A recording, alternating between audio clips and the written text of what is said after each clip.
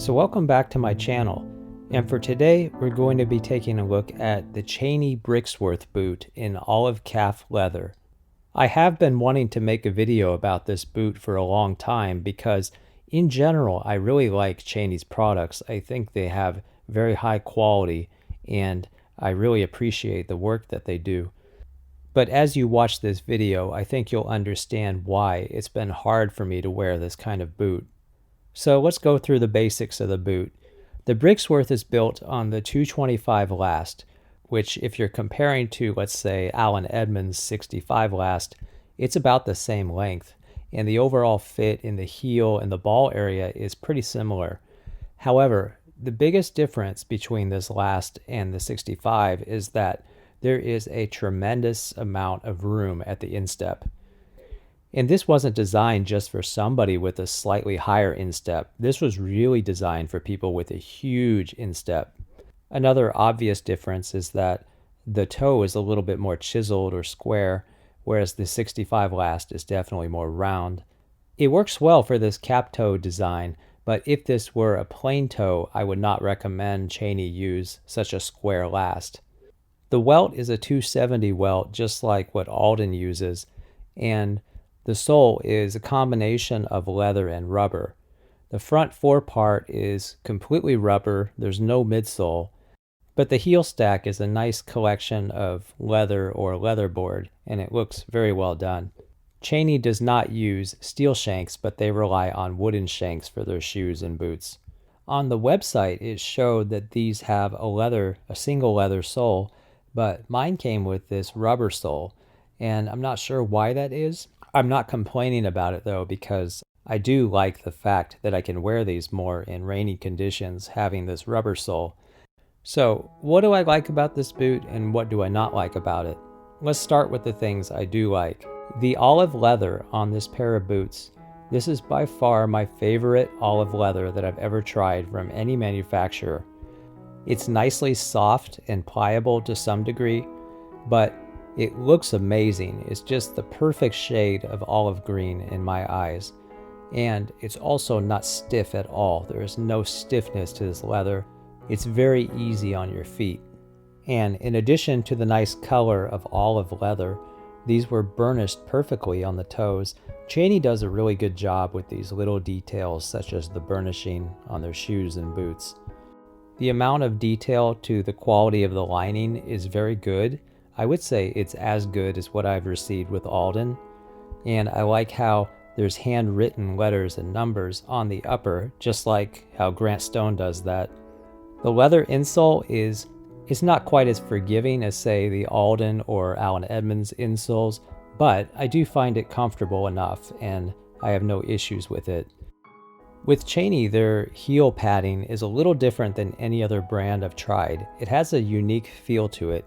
It's a little more slick. It doesn't have that same feeling that Grant Stone or Alden or Allen Edmonds have.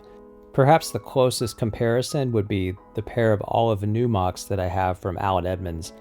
It feels kind of similar to the way that heel pad feels on my feet. One nice detail that I like about this boot is that Cheaney intentionally did not line the heel at the very back. And this is so that just in case you experience any heel slip, this will help prevent that. And in this boot, I do not have any heel slip. It works just fine for me. I would say the overall quality control and attention to detail is as good as Alden. Maybe not quite as good as Grant Stone, but it's definitely not far behind. And I would say that in general, I've had two pairs of Cheaney shoes. Both of them had a little bit better quality control than Allen Edmonds. When I have worn these out to run errands, I noticed that they do feel very light on my feet, which I appreciate. They are very comfortable. In fact, I don't have any heel slip. There's really not any major fit issues. They just have a lighter feel to them. These boots are going to feel similar to how a pair of First Avenue boots from Allen Edmonds feels, in that they're going to be on the lighter side. They're not really meant as being, heavy duty boots. They're really just for running errands or going to work. And in that role, they work very well. How does the arch support feel on this pair of boots? Not as good as Alden or Grant Stone because it doesn't have the steel shank and the construction just has a little bit of a lighter feel to it, but I would say it's as good or slightly better than Allen Edmonds' level of support. While this is perfectly acceptable for me, some men might need a little bit more support than what Cheaney offers. Another thing that's not really important at all is that I noticed the smell of this leather is really pleasant. There's just a very nice scent to this olive leather, and it's a shame that it's not being used anymore. I'm not sure, but I imagine that this leather was not hugely popular, and that's probably why they discontinued it. It's a real shame because they made several shoes and boots in this leather, and I just think they all looked amazing. How was the comfort out of the box? I would give this an 8 out of 10. It was very comfortable for what it is. Now, it's not going to have that super thick sole padded feel that you would get with a pair of like Allen Edmonds, Higgins Mills, or Grant Stone boots. No, that's not what these are designed to be. It's a completely different animal. These are obviously designed to be dressier boots, and in that role, I think they've done really well. The out-of-the-box comfort was very, very good, I would say. Now, what did I not like about this boot, or perhaps just other concerns that I have for other people? Well, first of all, this last. While it's mostly a good last for me, the waist of it is just enormous. There is a lot of extra room at the waist. I don't know why so many British brands do this. It's not just Cheaney. Loke and Crockett & Jones, they all have lasts that are very spacious at the waist. And if anybody knows why, please leave a comment and explain to me why. You can see how much extra room is right there just by pushing on it, and my son is also demonstrating it too. But one good thing about this is that because this is a boot, I can get away with this and it does not cause me any problems when I'm wearing it. If this were a shoe model like a Balmoral, I might not be able to wear this last because it can sometimes make the shoes feel uncomfortable for me because my feet are not locked in enough and they move around too much. But again, I don't experience that with this boot, thankfully. The second point I want to mention again is the instep. While this does work okay for me, it's almost too much. If this instep were any more generous, I don't think I'd be able to wear these boots. And I would say if you're already at a complete closure in lasts like the Allen Edmonds 65 last, it's most likely not going to work for you because this is really designed only for people with a really high instep. You can't really size down in this because it's going to make the toe area too tight, and I've tried that. I had a pair of Cheaney Brackleys that were a half size down, which were on the same 225 last, but while it did help with the instep issue, it was still very generous, and I had to sell them because I couldn't get away going down a half size because there just wasn't enough room for my toe area. So speaking of sizing, what would I recommend? Whatever you wear for Allen Edmonds or Alden, if you're normally say an 8D like I am, go down a full size to 7F in Cheaney. Now, of course, I cannot give absolute sizing advice to anyone because all of our feet are different, and this is just a very general suggestion of what I'm giving, or as a place to start. Other things about this boot that I will say is that the brown laces that came with it were very nice, but they always come untied, and I just cannot get them to stay tied.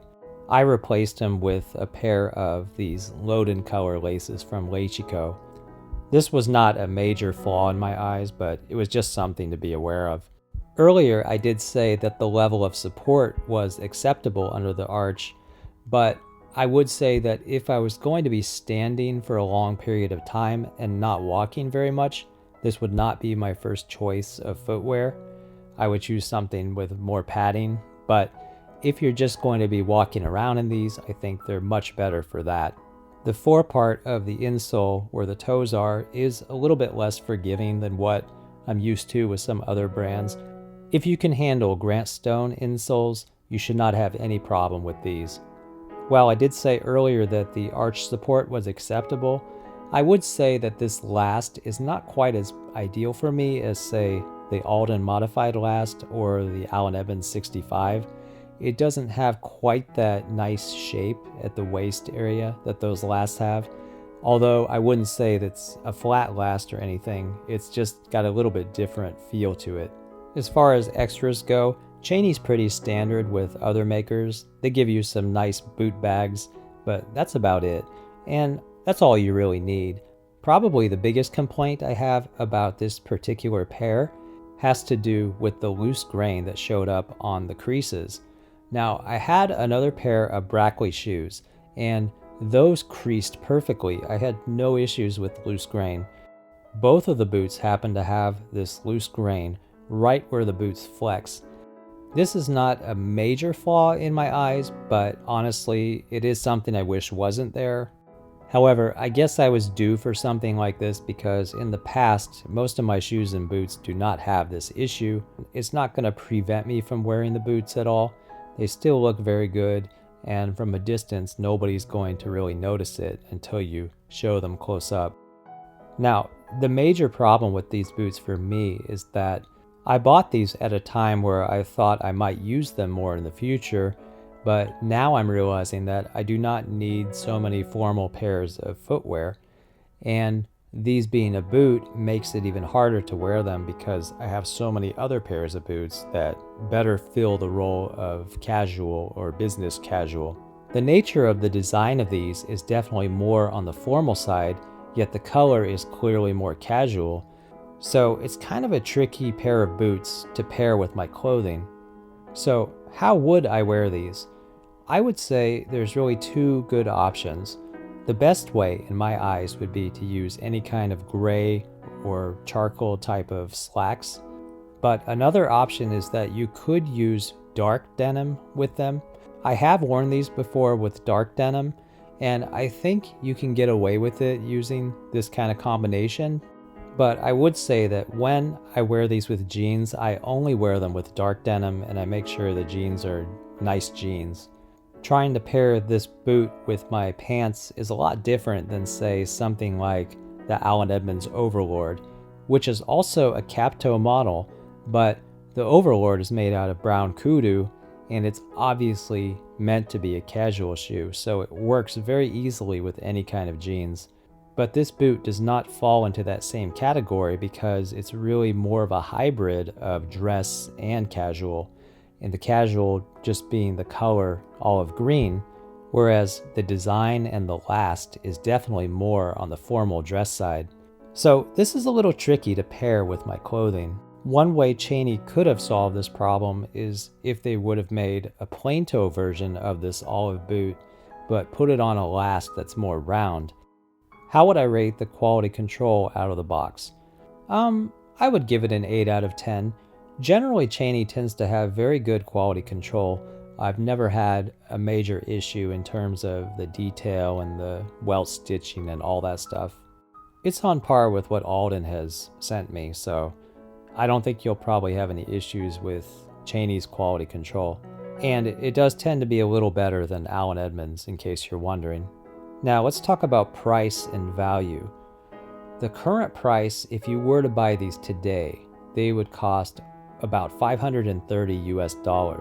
Now at that price, I'm not going to say that they're not worth it, but I would say I'd just be more hesitant to buy them at this time. Now again, the quality is really close to what Alden is making. Maybe not as supportive as Alden, but the quality is close. And it's better than what I've received with Allen Edmonds. If this were 3 or 4 years ago, this boot would have been priced in the $300 to $400 range. And in that range is definitely a much better value. But of course, inflation has pushed up a lot of things, and these boots included.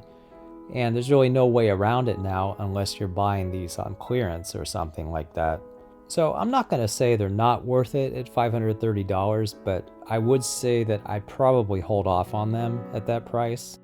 But it's not just Cheaney. If we compare these to the Allen Edmonds Higgins Mill, the current price of the Higgins Mill is almost $500 at full retail. So really there's not much difference at all between Cheaney and Allen Edmonds in terms of the price. I would just encourage anyone who's interested in this type of boot or something similar, try to find something on sale. I got these from a site that sells a lot of different Cheaney boots and several other brands, and they were $350 when I got them. And I feel at that price, it's acceptable. I felt like I got my money's worth, but I probably would not want to pay more than that for these boots. Would I buy another pair of Cheaney shoes or boots? Absolutely. I really like the brand. I feel they're kind of underappreciated or overlooked here in North America. The general problem that I have with Cheaney is the same problem I have with a lot of British brands such as Trickers or Crockett & Jones, and that is that they don't have a lot of models that really speak to me in terms of my tastes, and it's hard for me to find something that I know that I would really use. And that makes me kind of sad because I really like these brands. A lot of these British brands are very good quality. It's just that my tastes and what I look for makes it difficult for me to find something that I would really wear. But at least in this case, I really liked this design that Cheaney came up with. Even if it's something I don't end up using a whole lot, it's still something I think looks stunning. And any chance I can wear these, I'm going to. So, how would I rate these boots overall compared to, say, my favorite pairs of boots, which are the Alden boots on the modified last? Well, I would give these a very good 8 out of 10. The Alden boots I would give a 9 out of 10, but these Cheaneys are definitely an 8. In my very subjective experience with them, the last does not fit me as well as the modified last, but it does work well enough for me that I do not have any problems wearing it. And the design and the whole look of these is excellent. It's just such a nice looking dress boot. The quality control of Cheaney is very, very good. Everything about this boot, aside from a few issues I already mentioned, is very nice. And I would definitely recommend Cheaney to your list of boots that you want to check out. And they do have some options that are more casual than this option. I hope that Cheaney will consider bringing back this olive leather. No other shoe company that I know of was using this exact same kind of olive leather, and it's a shame. Cheaney really had something special when they were using this leather, and I hope to see it return someday. Well, that does it for this time. Thank you for watching. I hope you got something useful out of this, and I'll see you again soon.